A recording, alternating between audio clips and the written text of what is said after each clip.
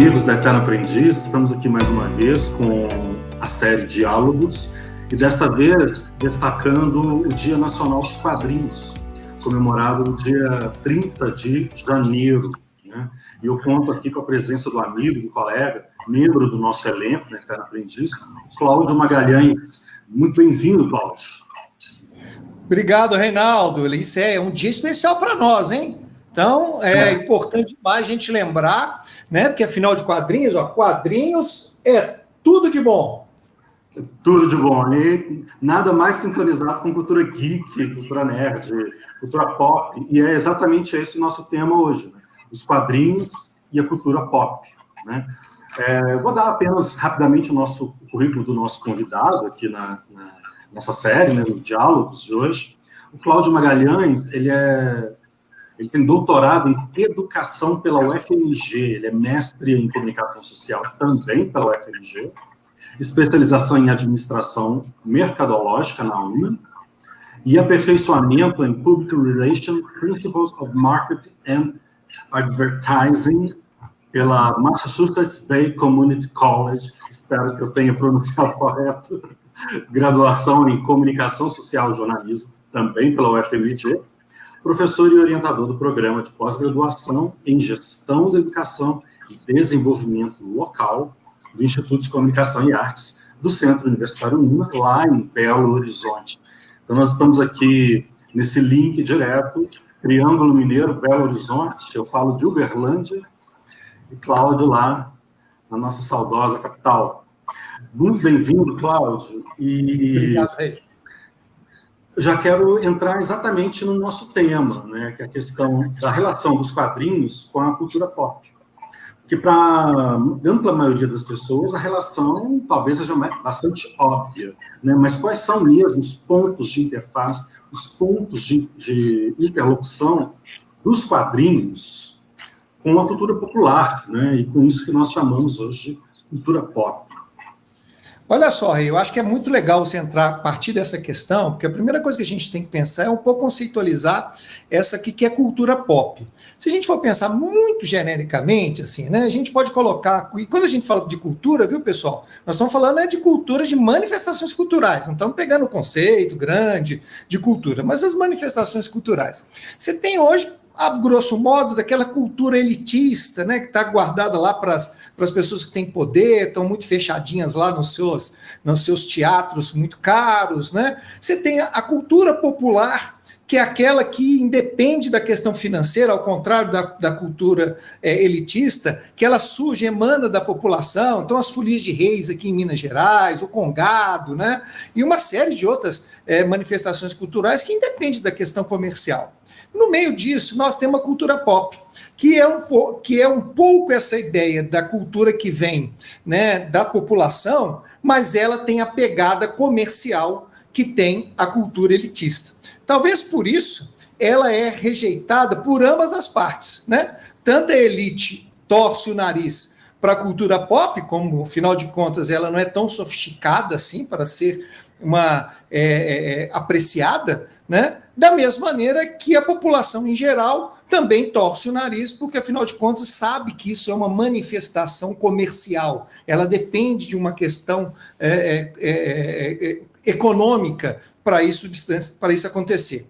Nós, nerds e geeks, né, achamos isso um pouco de graça, porque, afinal de contas, é a que mais no final das contas, popular. Porque você junta não só a que as pessoas desejam ver, desejam se manifestar e sentir que está lá na cultura popular mesmo, né, com o capitalismo que a gente vive, querendo ou não, né, de uma maneira que a gente possa comprar, né, de maneira barata. Então, você vai comprar isso de uma maneira acessível.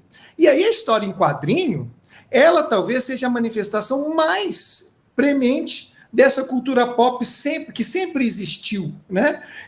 Mas que, obviamente, depois da Revolução Industrial, fica mais exacerbada. Ela vira um produto, assim como na Revolução, que a Revolução Industrial oferece para as novas famílias de consumo, né? Então, eu acho que ela aparece, né? Se você tem essa história também para contar, de como até na própria literatura ela já começa a surgir. Daqui a pouco a gente fala um pouquinho da história, rapidamente da história em quadrinhos, mas acho que você tem até o que dizer também, assim, que a literatura, que vai ser um produto que vai estourar na Revolução Industrial como um produto vendável, como que ela já se agarra na história em quadrinhos, né, para se tornar pop.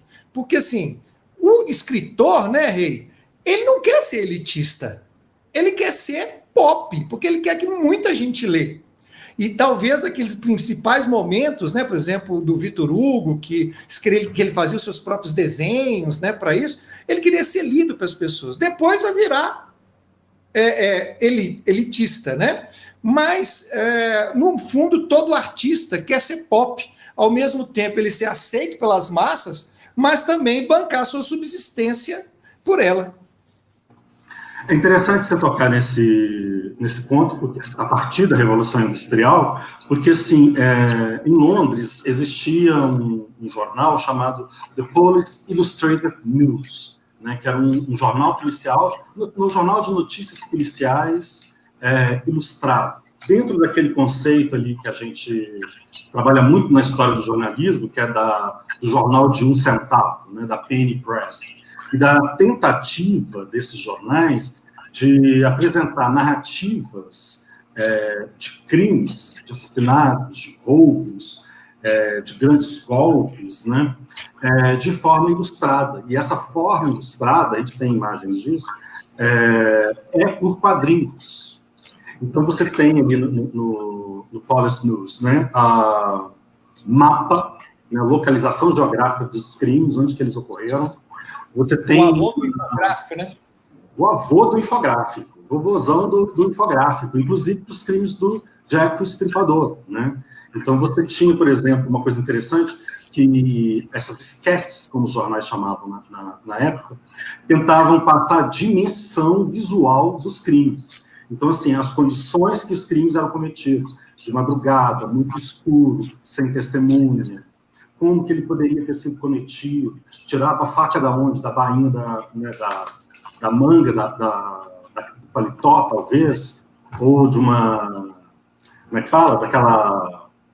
Daquela bengala que tem que desarrocha, né, e sai uma adaga. Então, assim, toda uma coisa que vai para uma narrativa seriada, que vai pensando exatamente nessa lógica da serialidade, que é um ponto muito incomum que nós temos ali com essa literatura do final do século XIX, com o jornalismo, né?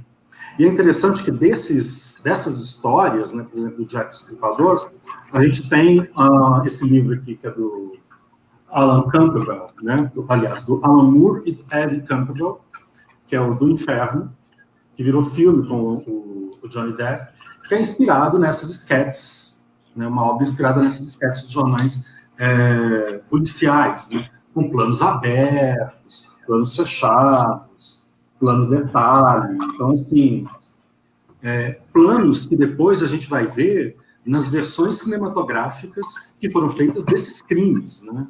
Então, assim, é uma tentativa de uma visualidade para essas questões. E aí eu fico pensando numa coisa, que a gente já teve conversas prévias a respeito disso, que é como que essa imagem, como é que esses quadrinhos conseguem mostrar ou fazer uma leitura do seu tempo. É verdade, assim, porque uma das características importantes, tanto da cultura pop, mas também das histórias em quadrinhos, que eles são um retrato do seu tempo.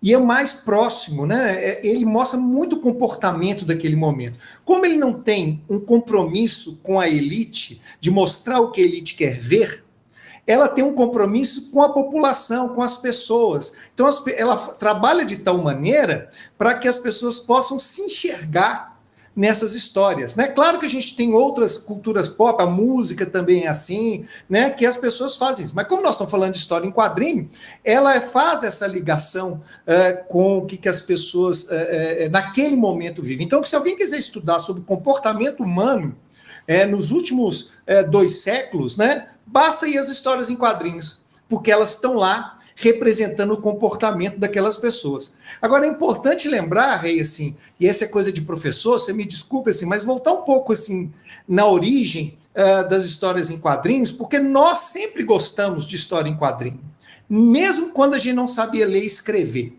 Então, se a gente pegar o conceito da história em quadrinho, que nada mais é... Ou mesmo que a gente não saiba que é quadrinhos, né? Oi? Ou mesmo quando a gente não sabe que é história em quadrinhos.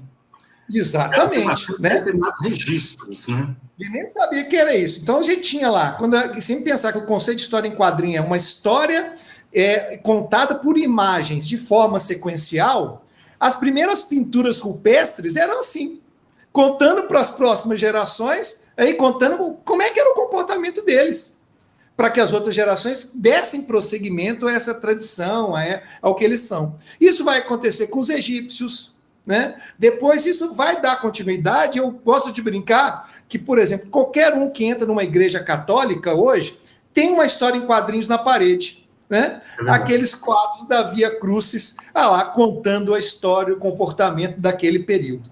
Então, qual que foi o grande problema? A ressurreição. Já está lá editado. A ressurreição, editado, né? Não é? E as igrejas sempre adotaram isso, com os vitrais, por exemplo, não é? Também tinham lá as histórias dos santos. Então, olha só, onde que isso meio que desanda, e aí você vê que tudo no ser humano tem uma coisa boa, mas tem uma coisa ruim, né? Lá quando Gutenberg populariza os livros, nós que somos seres audiovisuais, porque nós aprendemos o mundo pelo vídeo, pelo áudio, né? A gente fica um pouco escravo da palavra. Ou seja, o mundo só é entendido se a gente lê. Claro que eu tenho aí também um processo elitista, né? Que quem detém o livro, quem sabe escrever, quem tem a biblioteca vai continuar mandando, né? Porque não era essa a intenção da popularização da escrita. E agora, no século XX, quando a gente começa a ter a fotografia, o cinema, nós voltamos às origens, né, Rei? Falou assim, agora sim, nós somos seres audiovisuais, eu entendo o mundo por isso, né? E aí a história em quadrinho volta, parece que surgiu, mas na realidade ela já faz parte da nossa história e talvez seja a primeira maneira de nós contarmos histórias que não seja de forma oral. Uhum. E é interessante que até na própria história da cartografia você tem uma coisa que é de uma descrição, porque esses mapas eram feitos por descrição, né? Ali você tem uma enseada, tantos metros, você tem uma baía, então e aí assim você coloca uma baleia dizendo que ali você vai ver baleia, aí você tem ali baleias, dizendo que ali você vai passar por emoções fortes, né? Sim. Ali daqui a pouco você tem uma figura de uma pessoa que vai falar assim, aqui você vai ter um outro personagem, ou seja, a sequência vai seguindo a sequência de forma pictória a partir de uma narrativa, né? A gente sempre gostou disso, Rei. E aí, quando a gente volta, e aí a história em quadrinho começa do jeito que a gente conhece hoje, né? Que é as tirinhas no jornal, como você fala, e aí elas dão um salto ali com a entrada dos super-heróis, né? Dos heróis, a princípio, não eram super, né? As primeiras histórias em quadrinhos eram de heróis, desse tipo, né? De histórias em quadrinho, né? Que é o Flash, o Mandrake, o Fantasma, eles não tinham superpoderes. Mas mesmo naquela época, eles já representavam o que a sociedade sentia falta ou gostaria de alcançar. O Tarzan, a volta à natureza, o Mandrake, a história, o cavaleiro, né? O sujeito que é da elite, mas ele tem uma pegada de cuidados, né? Você tem o próprio Dick Tracy, que vai aparecer ali também. Pensei nele agora. Porque o Dick Tracy tem essa...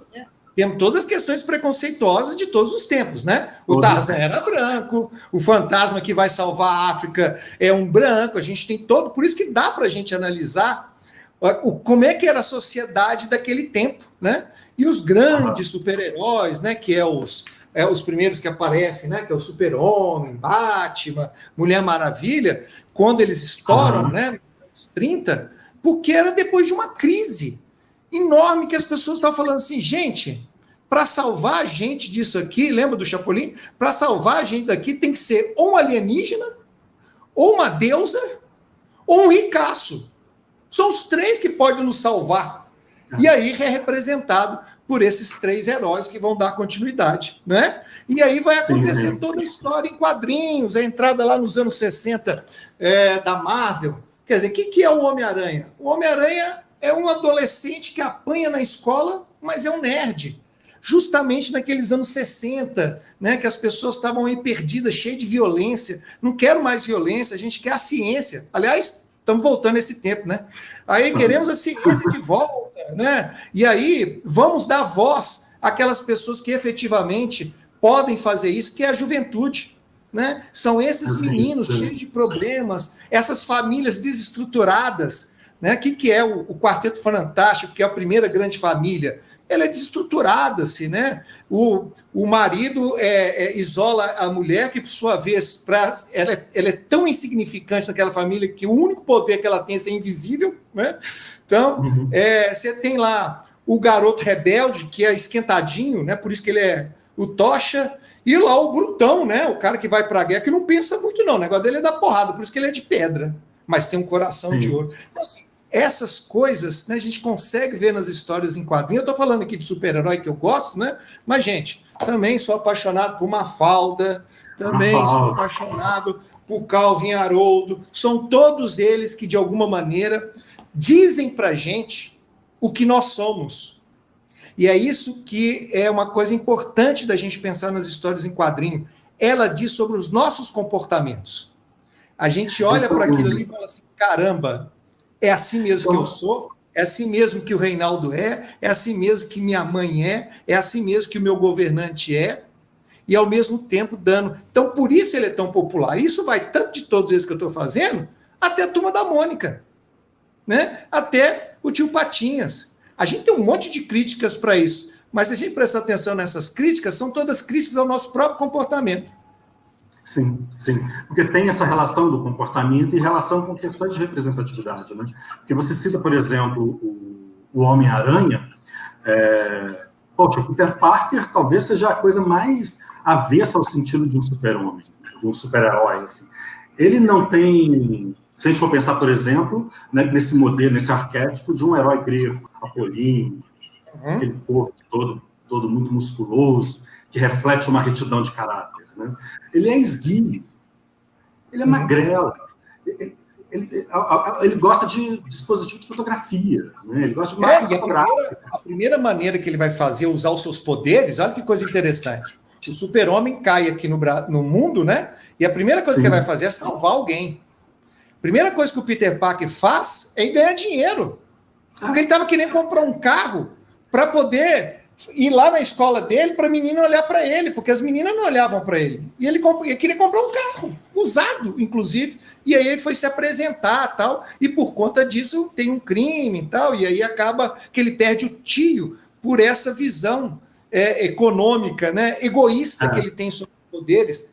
Agora você fica pensando se nós não somos assim, né? Que a gente é muito altruísta. Acho muito legal que eu não me lembro qual é o pensador, eu sei que é um grego, mas talvez você me ajude a lembrar, né? Que a ética é aquela que acontece quando as pessoas não estão me vendo, né? E aí, o superpoder é tudo show, mas aí quando será que... Se eu for um cara que tem o poder de ser invisível, eu vou ser assim tão heróico assim, né? Então isso é muito legal que acontece, que mostra esses nossos comportamentos, e as pessoas se identificam muito com eles. E é por isso que é uma cultura pop dessa maneira, né? E as pessoas falam assim, cara, e fora que tem um custo-benefício que é adequado, né? Não é um negócio como a gente... Você é um grande batalhador para esse tipo de cultura pop, exatamente essa denúncia que você faz muitas vezes sobre o elitismo, né? Que os museus são criados para as pessoas não irem. Sim. Não é? E aí, não, a cultura pop é aquela que fala assim, claro, né, Rei, tem uma história muito engraçada que eu gosto de contar, que, claro que você tem todas as antissocracias, as contradições, né? E aí nós todos estamos nisso. Então, eu estava um dia aqui conversando com a minha esposa, com a Dânia, né, e eu estava revoltado com o Halloween, eu sou revoltado com o Halloween. Eu falo assim, pô, Dânia, nós com uma cultura super legal aqui, Saci, Curupira, e aí a gente traz esse troço externo e tem um dia que bota Curupira. Por que a gente não faz aqui a festa do nosso folclore? Ela me responde assim, falou o homem que veste uma camisa do Homem-Aranha.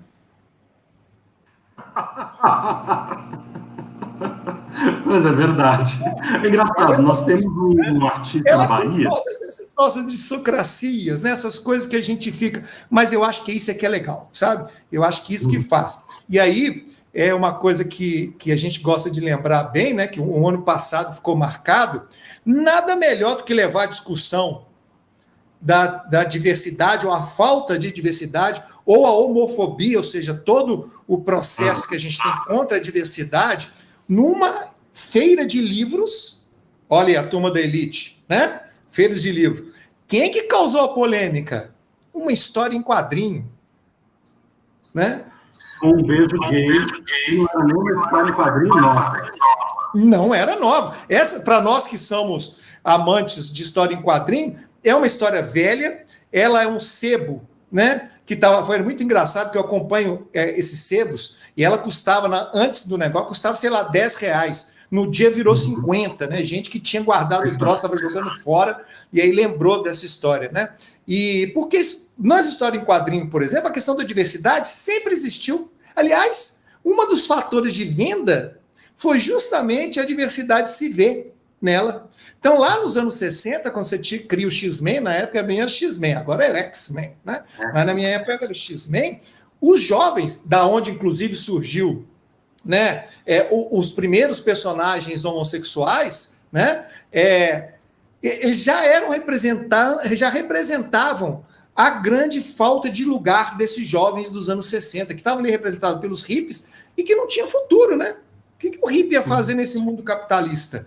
E eles vão apresentando cada um desses personagens, e os jovens vão se identificando, e aí vira um grande sucesso, né? E já se tratava sobre boa parte das questões. Claro, muitas das vezes de forma muito velada, né? Porque você tinha ali uma censura.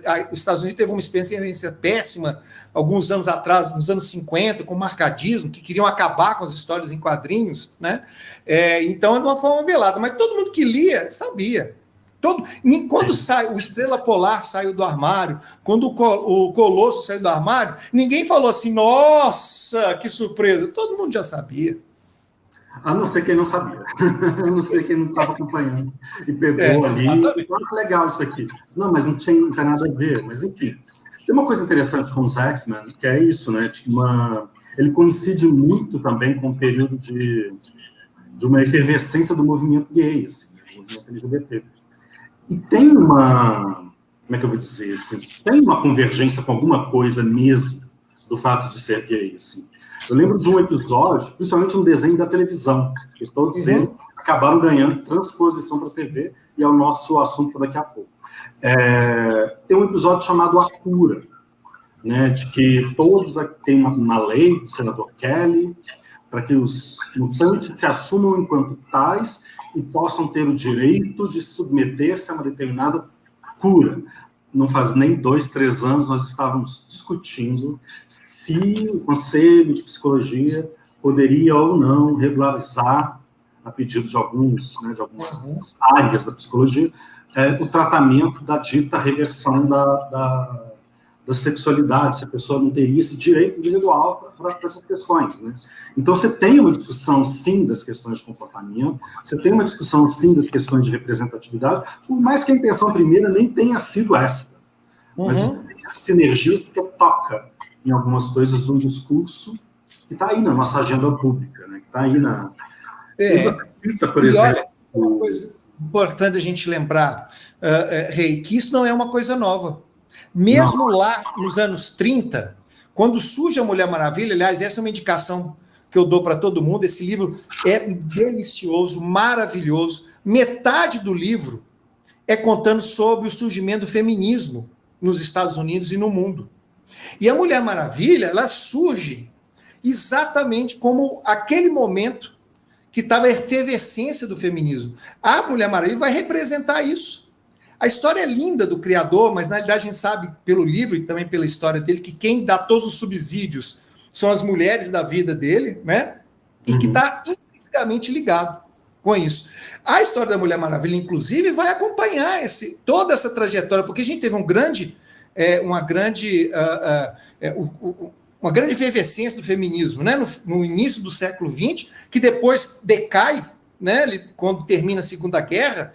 E aí volta o machismo de forma bastante forte, e aí você vai ver nas histórias em quadrinhos da Mulher Maravilha também esse botar a mulher no lugar, né? E aí ela não é mais aquela grande heroína, já não é mais aquela, ela é bem coadjuvante, começa a fazer comida.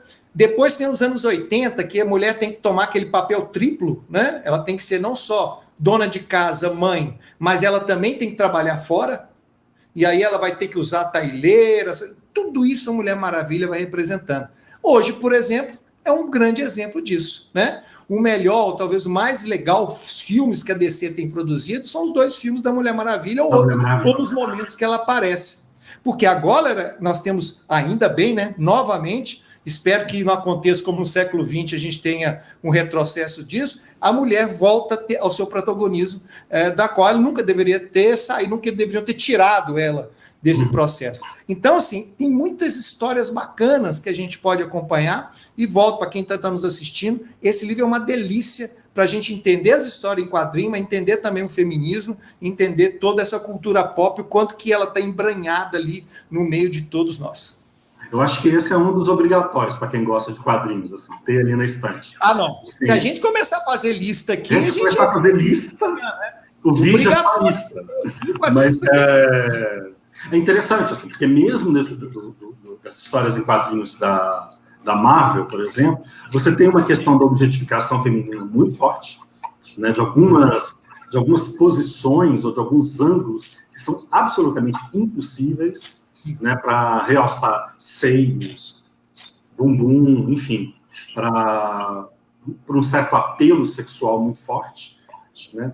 Que aí isso também é fruto do tempo. Isso também é fruto do tempo. Isso aconteceu assim, tanto ali nos anos 1980, 1990, quando a gente começa a ter uma certa liberalidade sexual, no sentido de não a liberalidade de cada um poder transar como quiser, mas que o sexo deveria ser prerrogativa. E como a mulher, naquele período, ela já era um objeto, ela já vivia um ápice da objetividade, de ser um objeto, né? De ser de ser um objeto, você teve muitos desenhistas chegando para esse... Mas, assim, isso hoje se esgotou. Você ainda tem hoje os novos desenhos, por exemplo, nem tem mais essa... Aliás, é muito criticado em relação a isso, né? Isso que é uma outra coisa legal da história em quadrinhos.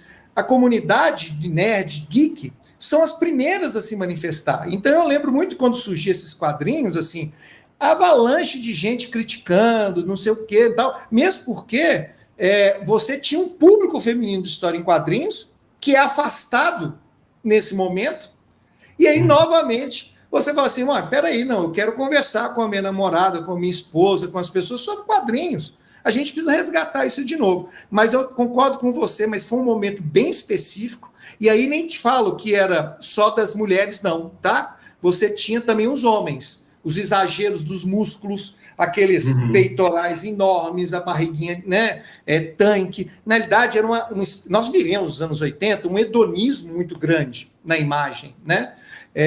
E aí, você especialista disso, sabe o que aconteceu também nas novelas. Isso também foi lá na novela. Você vê, novela das 6, né? Você deve falar melhor do que eu. Parece que não tinha ar-condicionado, porque era todo mundo sem camisa. Sim, porque tem um apelo, inclusive nas próprias aberturas de novelas, né? Então, assim, eu lembro de uma abertura de uma novela do Cassiano, que é brega e chique, que aparece a bunda de um modelo, né, o Vinícius Mani, e já tinha aparecido coisa de 10 anos antes, também de uma modelo que agora eu não estou lembrando o nome, mas era também uma novela do Cassiano Gabos Mendes, que era Te Contei, que era a modelo passeando nas praias, no Rio de Janeiro, e a câmera só no bumbum dela. Então você tem ali uma apelo erotizante muito forte. Ela representa o tempo. E aí a gente consegue dizer, por exemplo, eu sou um leitor de história em quadrinhos. Hoje eu abro as páginas e elas são muito escuras, a grande maioria. E assim, ela representa o nosso tempo, né, bicho? Nós estamos vivendo uma escuridão, né? Então, aliás, esse é um problema. Acho que o nosso tempo está encerrando, só para dizer assim, que uma grande tristeza para quem gosta de quadrinho, que aquela trajetória que eu falei com vocês, de cultura pop, cultura popular e cultura elitista, os quadrinhos estão caminhando fortemente para a cultura elitista. Nossos jovens raramente leem história em quadrinhos, meu pai trazia história em quadrinho para mim, para eu poder ler quando eu era criança, né? É muito melhor hoje que trazer um Kit Kat, um chocolate, mas hoje você não tem mais esse hábito, você não tem mais banca para comprar revistinhas em quadrinhos, né? Então, hoje o quadrinho envelheceu com o público, e aí virou esses livros caros, como esse que você mostrou, né? E aí ficou uma coisa de elite. Eu acho isso muito triste, porque eu acho que é uma enorme introdução à literatura, a qualquer tipo de narrativa, as histórias em quadrinhos, né? Há de ter alguma maneira da gente resgatar isso, de falar mais sobre isso e falar para as pessoas, gente, lê história em quadrinho, vai ler Turma da Mônica. Outro dia eu comprei 4 exemplares para ver como é que tá. É divertidíssimo, sabe? Continua divertido. Eu acho que são coisas que nesse momento que a gente está só tendo páginas escuras, a gente tem que botar um pouco de cor dos quadrinhos na vida da gente. Tem uma coisa interessante assim com os quadrinhos da Turma da Mônica, que eles foram gradativamente também sendo mais representativos. Então você tem um personagem que é cego, uma personagem que está na cadeira de rodas. Então assim, você tem uma série... Tá excelente. Essa semana eu comprei Turma da Mônica, porque você tem Mônica, Cebolinha e os outros, né? Cascão, Magali. E aí eu comprei Turma da Mônica. E Turma da Mônica, Reinaldo, tem essa representatividade. Eu fiquei surpreendido de forma bastante positiva. Claro que quem é leitor não viu isso, porque as histórias estão muito bem representadas. Todos esses personagens estão lá, né? Os personagens, eles fizeram uma releitura sobre o seu passado, e tá certo, né? A Turma da Mônica só tem menino branco, né? E aí não, assim, você tem hoje um monte de personagens lá dentro representando toda essa diversidade. Eu acho isso muito bacana. Volto a dizer, é essa a verdadeira cultura pop. Ela vai se adaptando nos seus tempos, e aí a gente pode se ver lá, mas ver também o que está acontecendo em torno da gente pelos quadrinhos. Que é essa capacidade de ler o tempo, mas também de se reler os seus esquemas de representação. Assim. Só para a gente encerrar também, né, eu gostaria de lembrar de um quadrinho de um artista baiano, que é o Hugo Canuto. Ele tem uma série em quadrinhos que chama Contos dos Orixás, em que ele coloca esse panteão africano que a gente não conhece. Como é que eu vou dizer isso? A gente é capaz de enumerar cada um do panteão grego, romano, germânico, nórdico, não sei o quê, mas do panteão das divindades africanas, não sabe, né? E aí, com toda essa questão de uma representatividade... Muito bom você lembrar. Que aí eu remito a uma coisa que também é importante para a gente que está falando sobre isso. Nossos quadrinhos são conhecidos mundialmente. Nós temos excelentes quadrinistas. Este é um exemplo. Eu recentemente li, eu não trouxe aqui para mostrar, mas foi um livro excelente, delicioso, lindo, que chama Chibata, que conta a história da Revolução da Chibata, né, do João Cândido, maravilhoso. Tem esse aqui, ó, que é lindo, que é esses 2 caras, que é o Fábio Moon e Gabriel Bá, são reconhecidos no mundo inteiro, né? Escreveu, fez a parte visual daquele livro maravilhoso do Milton Alum, né? Em História em Quadrinho. Nós temos quadrinhos brasileiros maravilhosos, né? Quem quiser começar por uma coisa mais leve, pegue os quadrinhos autorais da Turma da Mônica. Eles têm vários artistas brasileiros têm pegado o personagem e feito um reestudo a partir daquele personagem, com aprovação lá do Maurício de Souza, mas Maurício de Souza sem censura, ele deixa rolar o que tiver que rolando, né? E os personagens são estudados, lindos, maravilhosos. O recente filme da Turma da Mônica, que apareceu, é baseado na história em quadrinho. E aí tem esse livro aqui super legal, do Vitor e da Lu, que são aqui de Belo Horizonte, esse livro Laços, né? Que é dessa coleção, aliás, se eu não me engano, é o primeiro da coleção do Maurício de Souza, que vai fazer reestudos muito legais dos personagens, lindo, maravilhoso. O do Bidu também é de uma delícia, muito bacana. Então, olha só, conhecendo esses personagens, é uma boa maneira da gente conhecer os nossos principais quadrinistas, né? E a partir daí, a gente, pela obra deles, conhece outras coisas. Então, o quadrinista daqui, né? Muito gente boa, bacana demais. E aí, olha só, esse livro gerou o filme e tem uma série nova, já deve ter uns 15 episódios do Piteco, do Jotalhão, muito bem estudados, e aí você conhece os grandes artistas do Brasil de quadrinhos, e depois, interessado pelo estilo, você segue os livros dele que está por aí. E tem uma coisa que eles estão fazendo ultimamente, que é mais recentemente, que é acreditar o roteiro e a ilustração. Sim. Que não era uma coisa muito usual, assim, né? Você dá esse crédito de roteiro e ilustração. Quem era o ilustrador, mas não necessariamente. Antes era tudo Maurício de Souza, agora não, quadrinhos é autoral. Então você tem que respeitar, você tem o criador, né? Isso também mudou, tá? Porque, por exemplo, a gente sempre pensava o Homem-Aranha como criação do Stan Lee, mas não, o Stan Lee fez o roteiro, né? O Dico que fez os desenhos, então ele merece tanto crédito quanto também o Stan Lee. A gente poderia ficar aqui mais 30 minutos falando disso, porque não acabaria. A gente falaria de Agar o Terrível, falaria de Asterix, poderia falar de Peanuts, né? A turma do Charlie Brown, né? do Snoopy, e também por uma série de coisas que o quadrinho, e acho que isso vai ficar para uma próxima conversa, que é como que a história em quadrinho ela vai invadindo outras áreas. Já falamos do cinema, falamos da televisão, mas, por exemplo, nós temos um quadrinista muito interessante, que é o Leandro Assis, que faz as postagens dele no Instagram. Uma série chamada Confinada. Não sei se você já deve ter, não sei se você leu. Mas acompanhando a pandemia, com uma moça que é uma ricaça, uma mulher branca, zona sul do Rio de Janeiro, um apartamento de 1.000 metros quadrados e tal, e a empregada dela, que é uma moça da favela, uma moça negra da favela. E a pandemia dos brancos ricos, a pandemia dos pretos pobres na favela, e essas questões de racismo estrutural, né, que o Leandro Assis vai colocando ali na história dele. Porque também a história em quadrinho ela preserva essa questão de uma crítica do seu tempo. Essa crítica, às vezes, muito ácida, né, do seu tempo. Talvez nós precisamos desse papo, então, para a gente conversar sobre essas... Porque tudo a ver, né? Porque, afinal de contas, somos seres audiovisuais. Sim, somos seres audiovisuais, assim.